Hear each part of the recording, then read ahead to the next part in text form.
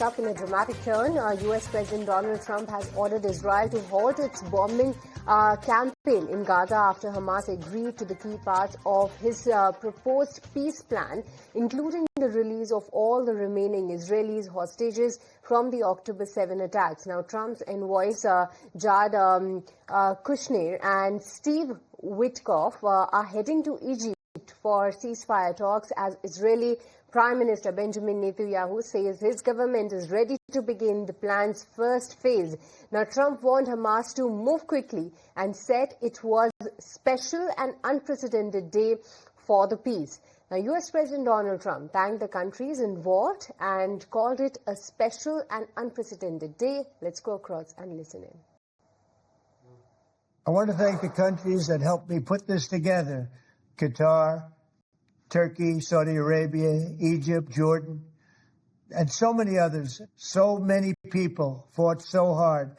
This is a big day. We'll see how it all turns out. We have to get the final word down in concrete. Very importantly, I look forward to having the hostages come home to their parents and having some of the hostages, unfortunately, you know the condition they're in, come home likewise to their parents, because their parents wanted them just as much as though that young man or young woman were alive.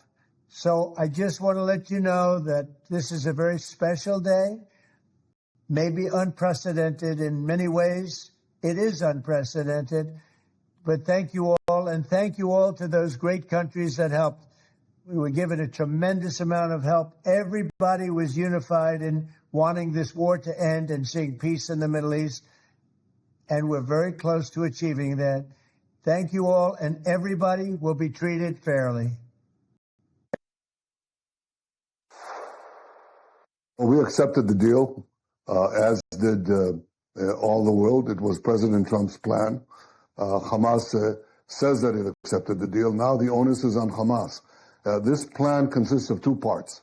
The first part is releasing all the hostages. Israel makes a tactical withdrawal, stays in Gaza.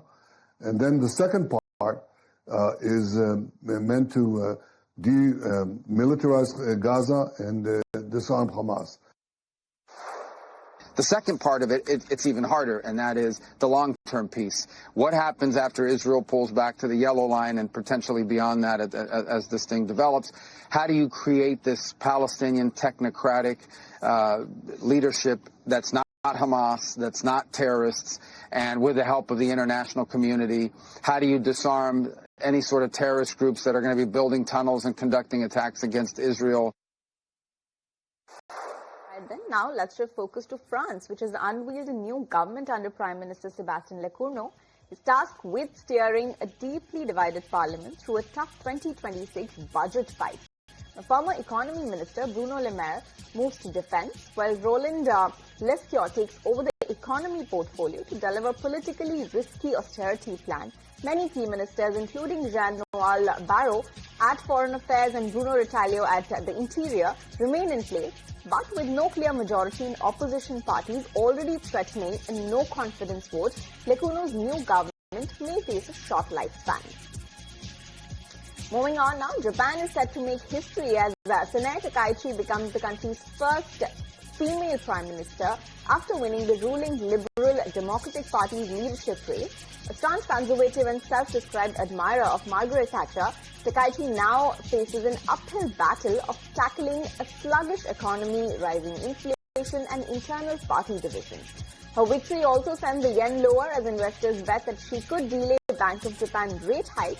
The investors are saying that Takaichi's win could steady right-wing support but deepen Japan's political divide. And Typhoon Matmo has weakened after making landfall in southern China's Guangdong province, but heavy rains continue to lash the northern Vietnam.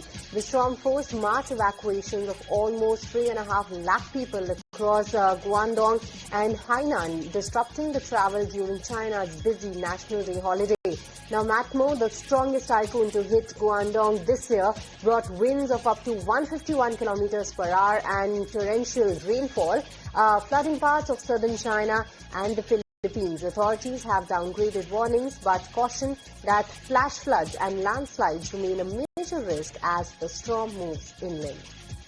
And Foxconn has reported record third-quarter revenue that rose over 11% YOY. However, the figure missed market forecasts as the Taiwan dollar's rise weighed on the iPhone-related sales. September revenue also hit a monthly record, rising 14% year-on-year. Foxconn expects continued growth in the fourth quarter driven by AI server shipments and the holiday season, but warned that the exchange rate volatility and global uncertainty remains the key risk. All right, then, shifting focus, we also have updates on U.S. comments with regard to India's oil purchases. The U.S. Trade Representative Jamieson Greer says that India did not always buy so much Russian oil and that the purchases increased only in the past 2 to 3 years. He has also said that the U.S. is not trying to dictate nations on how they must handle their relations with other countries. Now, let's listen into what Jamieson Greer, the U.S. Trade Representative, had to say about India's Russian oil buying. Well, that's been in place now for some weeks. India is a country that has a $40 billion trade surplus with us. So they already, they have a great deal with the United States. They sell us a lot more than we sell to them. That being said, the Indians are being pragmatic. We've actually been having conversations with the Indians from day one of the administration on the trade side of the ledger. So when you talk about 50% tariff on India, half of that, 25%, is really the trade related, right? It's their reciprocal tariff. It's where we're trying to negotiate a deal. And then the additional 25% is for the huge increase in purchases of Russian oil that India has made. I mean, India has not always bought so much Russian oil.